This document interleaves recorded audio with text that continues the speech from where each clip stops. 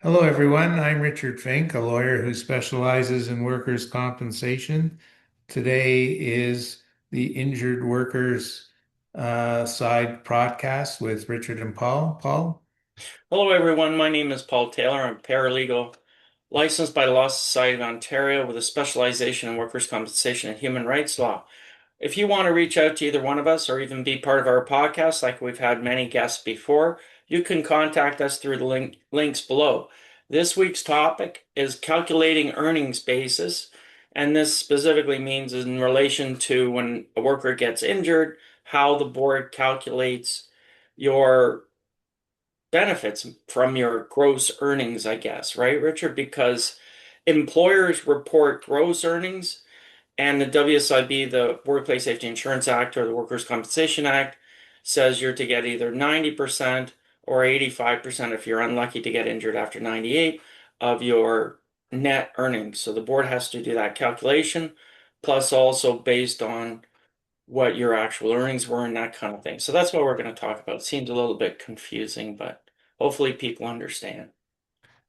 So you'd think that calculating earnings would be fairly simple and not have a great deal of conflict and aggravation, given that the whole purpose of workers' compensation is to try and make things as simple and easy and fair as possible for people who get injured, given that they can't sue.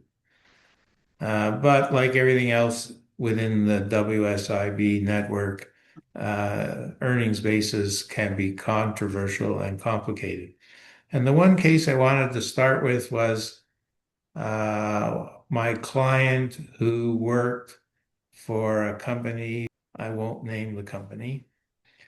And the WSIAT decision, for those of you who'd like to look at it, is 39523. And briefly, what happened was the worker is working under a union contract, and about 10 days before he's injured, he gets promoted to become a full-time worker in the sense that he now has tenure security with the employer, and they raise his wage.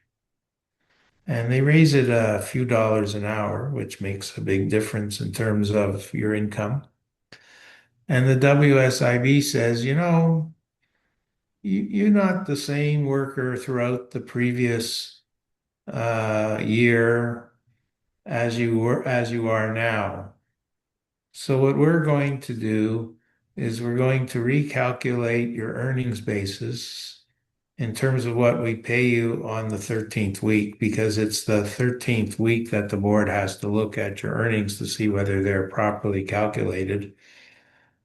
And they said, what we're going to do is we're going to use your earnings you were making before you were promoted and received an increase in your wage. And it's grossly unfair because had he not been injured, he would have continued receiving the new wage plus even future increases in the future. Now, they're never taken into account, but they weren't even going to use the wage that he would have been making at the time of the accident going forward. So this cost them, I think it might have been like $150 a week. And on top of that, there was question, he didn't work the same number of hours every week. He was in one of those continental shifts that varied from time to time. So they had to try and calculate how many hours on average are you working. And he got a premium when he was working extra hours. So it became a large, complicated case. And the case took 3 years to resolve from the time they cut him down to the time we got to the appeals tribunal, which is also amazingly appalling that someone has to wait 3 years to get the money they're supposed to be getting while they're off work.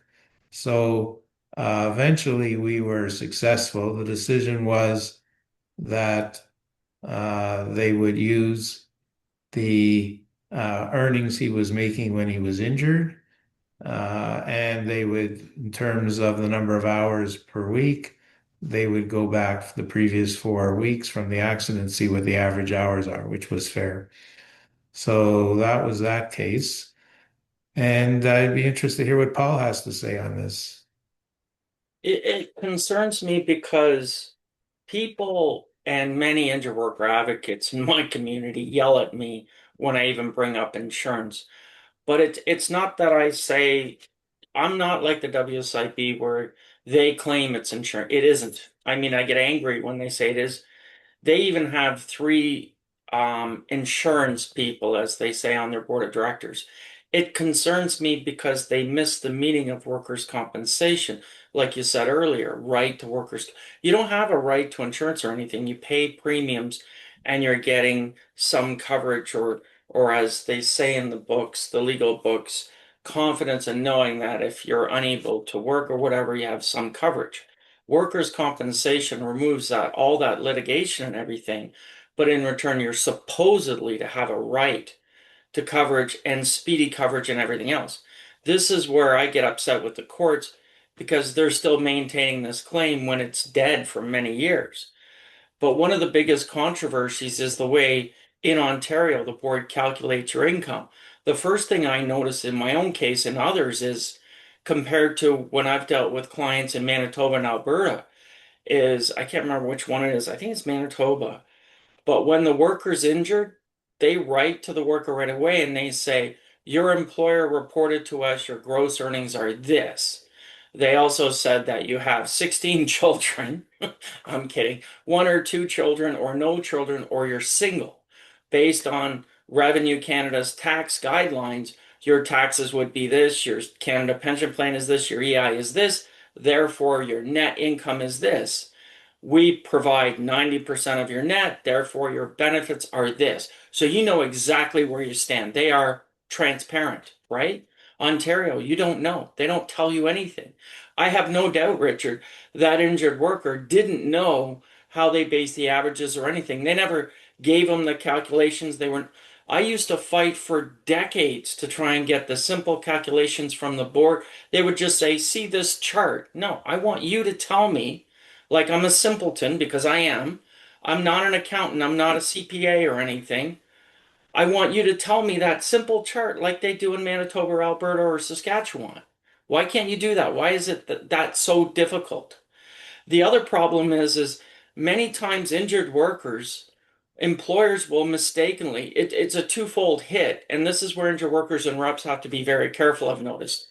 Is my mom, when I was younger, when my mom was alive, she used to always tell me this little trick she did to save money was she would tell the employer she was single. Then at the end of the tax year, she would report to Revenue Canada truthfully that she had two or three kids or whatever, and she get this nice tax refund. I mean, it wasn't really a tax refund, it was a silly way of saving money, in my opinion. But sorry, mom. But now when you think about it, it's a bad thing because then the HR person at your employer then reports to the board while that person is single, but they're not. And you might say, well, how does this impact their benefits? Because now your net earnings are much higher because you have more tax write-offs. And a lot of workers, this confuses them. Then there's one that I have a great controversy for, Richard, is if you have a permanent disability in Canada, Revenue Canada will give you what's called as a disability tax credit. You have to apply for it, provide medical documentation and everything, but you get a $10,000 a year tax credit. The WSIB, as far as I know, does not recognize this at all. That's a huge difference in your benefit calculation from gross to net. So that's one huge issue that I think reps and injured workers need to take a closer look at is their benefits, is saying, how did you calculate my benefits? Like when I have an injured worker come to me, the first thing I look at when I get their claim file, I zero in on the forms. I want to see the employer's report, workers report, doctor's report. And the one I go right at is the employer's report is I look at their earnings basis and I ask them, I say, are you single? Do you have like five kids or whatever? And then I look at the employer's report and see that they made that declaration. And do you know what, Richard, what's funny? Most employers actually don't fill out the income information on the employer's report. And the board never does anything about it. Workers too, they should be like, this is a joint thing that workers need to stay on top of this and saying, hey, to the board right at the beginning. because this is where it creates a nightmare 5 or 10 or 20 years later when you're trying to fight for it, you know? But I did want to bring up one case I had a few years ago, and it was quite strange case. The worker, he was injured. The board gave him a permanent partial LOE benefit, whatever you want to call it. Like, in other words, he's getting this amount till age 65. And in Ontario, when you've been injured after 1998, I believe it is, they have what they call as a lock-in period for loss of earnings benefits. And they have that period of time, I think it's 72 months. And 70 at the 72nd month, they usually do a review and say, what's your income, that kind of thing, and then they lock in your benefits. And that's when they do, like you said, the average earnings basis. And in this worker's case, he actually, while he was working, he actually got a pay raise, but it was actually after the 72-month lock-in. And his case manager actually lied to him and said, no, no, no, it's to the end of the month. His work injury was, say, the 10th of the month, and his pay raise occurred on, say, the 20th. But the case manager said, no, no, it's to the end of the month. What I was surprised to learn when I researched it was this was a very common problem at the WSIB, and I'm surprised to say the Fair Practice Commission actually did raise a concern with the WSIB, and the WSIB said, yes, yes, yes, we'll deal with that because that is completely wrong. Well, actually, they didn't. It's like your famous case, Castrillo, with the pre-existing condition things. I remember once you told me, correct me if I'm wrong, you said, the board promised they wouldn't do that anymore. Well, I'm talking to a lot of injured workers, and I'm getting the feeling they're back doing at it again.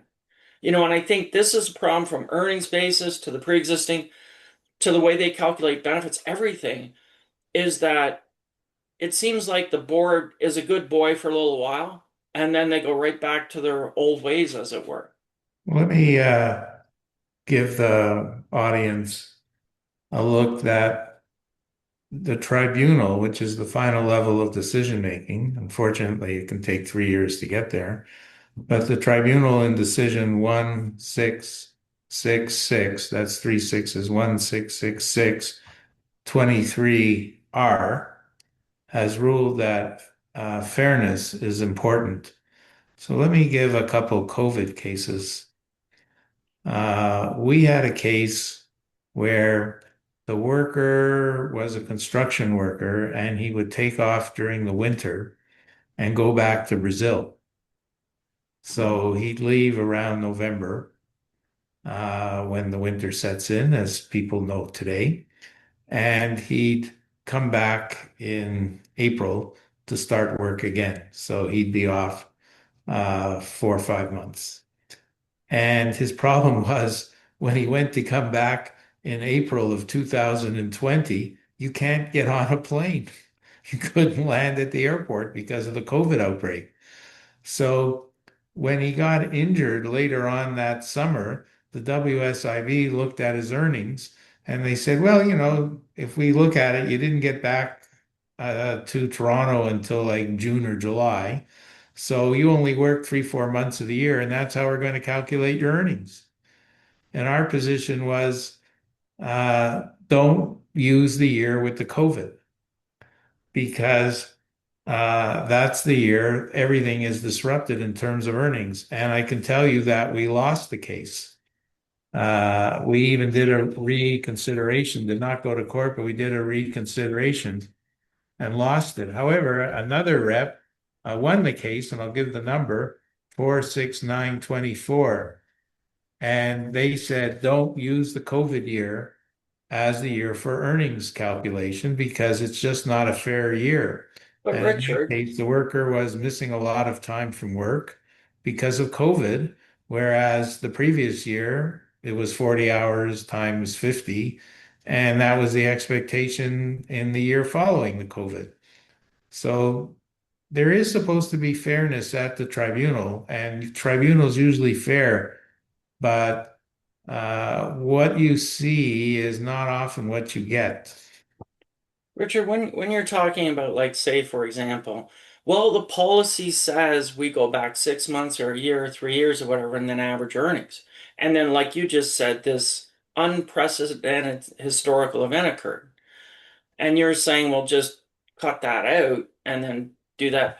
Wouldn't that be like in legal circles when they talk about statutory interpretation, they talk about the intent of the legislation, which basically the Workplace Safety Insurance Act, actually, I could be wrong when I say this because it has veered so far away from the original workers' compensation law from 1915. But, and correct me if I'm wrong, the the purpose of the workers' compensation legislation is to provide for the worker, to care for them.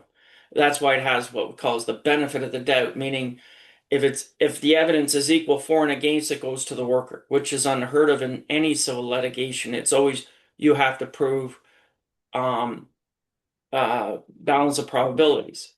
And it frustrates me because I always hear decision makers at the board and tribunal will say uh, balance of probabilities. When I'm like, no, actually, it's benefit of the doubt. But my point to that is wouldn't that in a decision maker doing that, wouldn't they be following the intent of the legislation?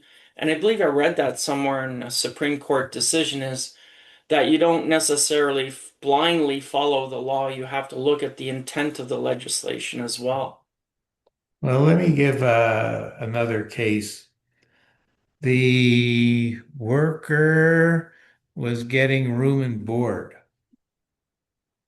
as part of his employment. So picture living in Timmins and you've got to go to some mine at a remote site and you live there for weeks at a time while you're working.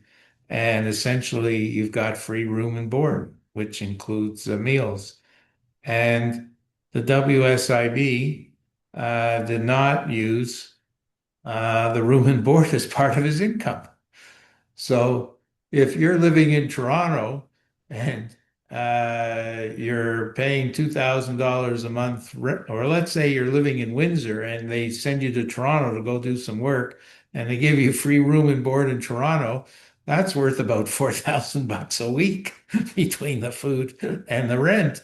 And it should be included in your income because you're getting something that's like a wage and the board wouldn't include it. So if they're talking about fairness, how can it be fair that before the accident you got room and board and after the accident you don't? And the decision from the tribunal on this, and again, it had to go 3 years to get to the tribunal, was 92324 for those who want to look at it. I think the problem is that fairness is what's in the statute, and it talks about fairness in the board's policies. So there's three policies on this. They're 180202, 180203, 180204. It mentions the word fairness all the time, but the WSIB is looking at it in terms of what makes the most economic sense, not just fairness. So there's two different themes that one sees both and looking at it and in what the you see at appeals tribunal decisions. See, you raise a very interesting point because I've represented like this one case, it was actually a small claims court, but he was a boilermaker, a guy that worked on piping or whatever, I don't know. And he had often go to Sarnia and Windsor and that and do jobs. And he said his employer, they wouldn't provide him room and board. They paid him. So it was a form of income that while he was working, this covered his expenses. So they paid his expenses for that. And as far as I'm concerned, that is a form of income. Just because the employer and it opens up, when you think about it, this opens up a can of worms. Because if you can establish then that the average worker or the average room and board or whatever you want to call it, that expense, right? But for that accident, that worker didn't have to pay rent, which would be, say, $500 a month or whatever, right? That it's not so much of an expense or a savings, but as an income, right? And then you would open it up because I'll give you a good example right off the top of my head. Truck drivers, long haul truck drivers, their room is literally right behind them, right? And they don't pay for the room. Well, they better not. I wouldn't be surprised if that's a new initiative to save money. But they don't pay for that room. So that's a huge savings to them. But it's not a savings, it's an income. You know what I mean? Like if you didn't do that and you had to pay, it's the same with traveling salesmen. Thinking about it logically, you're not having to pay rent. I used to know many truck drivers where they literally didn't have an apartment or a house. They would live, so to speak, they would lay their hat at their sisters or mothers, right? I did for many years, right? And they didn't need to have an apartment. But then you get injured and it's like you have to stay here in Toronto or Ottawa or wherever you live now. And now you have to pay that rent, which, but for your accident, you never had to. So So it would raise, yeah. Talking of independent operators, oh when God, they don't go file down their that road. taxes, I've seen them have an expense for their wife to do bookkeeping. I've seen them take off their income use of a car when they're mostly using it for personal things. That's called, Richard, they call that today is what's called as driver Inc., where Yes. transport companies started it and said to drivers, you have to register a business and you're an independent contractor, which is BS because, and the Supreme Court has often ruled on this, there was many cases that if you don't control your schedule or anything, and they'll go, yes, you do. No, you don't. You don't have an independent contractor to me is when I pick up the phone and I call the plumber and he comes and he works on my place and I don't never see him again. A dependent contractor is somebody that is dependent on me. And under the previous Employment Standards Act, the dependent contractor under the law is an employee. The only difference is you don't take taxes off. And I believe, and I could be wrong about this because I'm not up on my employment law. I think Doug Ford changed the law to accommodate Uber and all them. But it's a very messy subject but it does impact WSIB because many workers were so-called dependent or independent contractors. In fact, I was, but I made sure when I went to work because the work I did was very dangerous. I said, "You pay WSIB?" Yeah. I said, "Okay, good." And that's the thing is now WSIB is changing what they say is an independent, a real, you know what I mean, independent contractor. And it's not what the courts and the law says. They have their own definition. So you have what the courts say, what the law says, and then you have what WSI. It's a real mess. But it'll be interesting to see what happens, what Mark Carney says, because he recently said they're going to be dealing with it. Because it's partly to do, and I'm not getting into I'm just talking. I believe the reason why it's such a controversial issue is because I think what's happening is people are coming to Canada illegally, registering a business, getting a truck driver's license, and then driving a truck and working here illegally. Now, I don't know if that's the truth or that's all the reality of it, but it becomes a great concern for the industry, and for everything else, as well as for work injuries and that. So, Let me it'll be just interesting to see what he says and does. let me just end with two cases. The first one is somebody who called me for an inquiry as to whether we could help him when I spoke to him on Saturday. And that was he's getting paid $20 an hour in cash. And when the employer tells the board how much he's making, it's minimum wage at $17 an hour. And the question is, how can you prove that the employer's lying when it's all in cash? And one of the ways, of course, is if you were depositing all the money into the bank. But that becomes a very difficult equation because you might be using some of the cash to actually buy stuff. So that case, I said to him, you're going to need some evidence from, say, the other workers saying that everyone in your situation who gets hired is getting $20, not 17.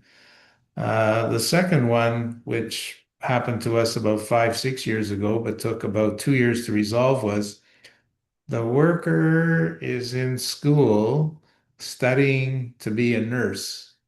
And part-time, he's doing work in construction to help pay for the nursing school. And he gets injured, badly injured in the legs, and he'll never be a nurse because nurses need to be able to walk around. And he has a limitation on walking. So the argument is that if you lose the job you're being trained for when you're injured, you're supposed to be paid as to what you would make if you did get retrained and did get the new job. And our argument was you should pay him based on a nurse's wages, not a part-time construction worker's wages. And eventually the board relented, but it was 2 years fighting. And it's an obvious situation where the injury caused much greater financial harm than just lost wage at the time. It's interesting you mentioned that case. I actually have currently a client in the same position. They were a PSW, and I will honestly say I can see why there's a shortage of PSWs. They're probably one of the highest injury rate jobs because, let's be honest, people aren't, as you would say, like you, underweight. They're more worse than me in many cases, really heavily overweight. And you don't think about it when they're 300 pounds. That's a lot of weight that you have to maneuver. And this causes a lot of physical permanent injuries, and that's one of the arguments was is they were training to become a nurse practitioner. And in the case manager's decisions, they've denied all that. It's going to the board of appeals and probably to tribunal. But they flat out said, no, no, no, no, no. But I think so they were in your case with your client, they were training part-time. They were in the school, but they hadn't got to nursing school. You have to get a science degree before you hit nursing school. Yeah, I understand. My So daughter's actually doing that. Yeah. and so they were on their way. But Hmm. um, we'll leave it there. As I said earlier, as in most things with WSIB, when things should be clear and easy, they tend to be complicated and difficult. So thank you again, Paul. Thanks everyone for watching, and Thanks, hope to everyone. see you in a week or two. Take care.